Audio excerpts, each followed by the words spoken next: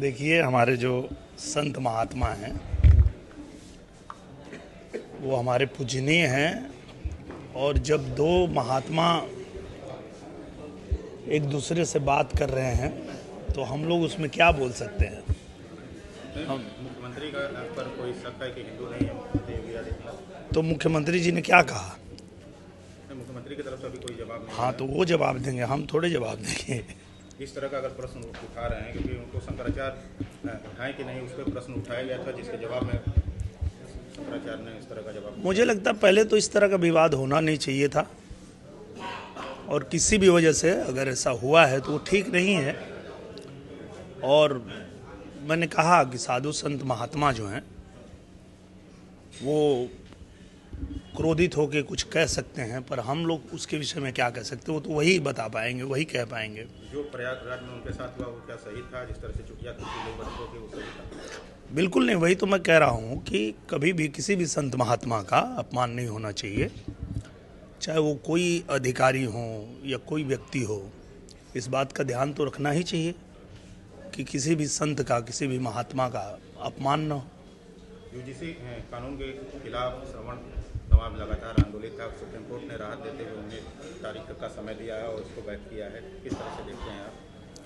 बिल्कुल, देखिए, कोई भी कानून जो होता है वो इसलिए बनाया जाता है कि समाज के सभी लोगों के लिए फ़ायदेमंद हो, और अगर उससे किसी को भी आघात पहुंचता है या किसी को भी उससे उसका दुरुपयोग होता है तो उस पर रोक लगनी ही चाहिए।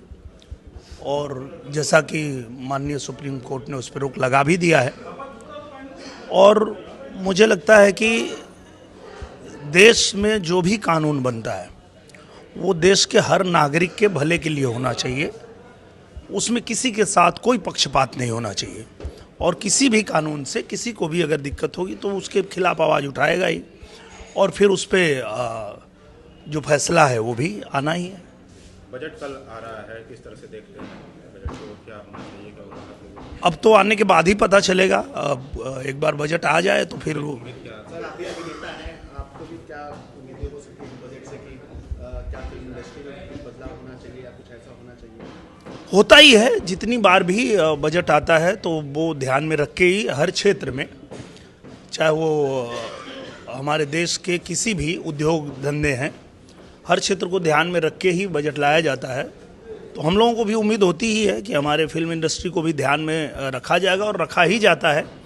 तो जो भी आएगा बजट वो आने के बाद ही उस पर हम लोग कुछ भी कह पाएंगे। महोबा में मंत्री हैं स्वतंत्र देव सिंह, उनको विधायक, बीजेपी के विधायक ने बंधक बना लिया, जिस पर अखिलेश यादव सवाल खड़ा कर रहे हैं। क्या हो गया? बंधक बीजेपी विधायक ने बंधक उनको बना लिया था, मंत्री जी को, स्वतंत्र देव सिंह को। अच्छा, इसके बारे में भी जानकारी है नहीं हमको। लगातार सवाल खड़ा कर रहे हैं कि जनता का काम नहीं हो रहा है, विधायक को बीजेपी से परेशान है, इस वजह से ऐसा किया जा रहा है। अच्छा, ऐसी कोई घटना हुई है तो मुझे पता नहीं है, मैं पता करता हूँ, उसके बाद में मैं उसके विषय में बोल पाऊंगा। चुनाव को लेकर के अमित शाह ने कहा है कि ये 2026 ममता बनर्जी के लिए आखिरी 2026 होगा। देखिए, बंगाल की जो स्थिति है और बंगाल के लोगों ने लंबे समय से जिस तरह से जो भी देश में योजनाएं आई उससे वो वंचित रहे, तो निश्चित रूप से जो जनता है बंगाल की, उनके अंदर तो अब ये भावना है कि हमें बदलाव तो लाना ही है। क्योंकि केंद्र सरकार की जितनी भी योजनाएं आई उसको कहीं ना कहीं बंगाल की जो सरकार है उसने रोक लगाया, और आम जनता तक लाभ को पहुंचने नहीं दिया। तो उस बात से वहाँ की जनता ने मन तो बनाया है कि परिवर्तन होगा।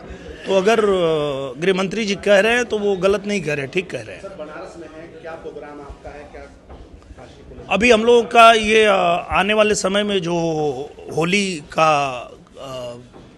उत्सव आने वाला है तो उसी को लेकर के कुछ हमारी शूटिंग है यहाँ पे, और उसी के लिए हम लोग आए हुए हैं। बहुत धन्यवाद।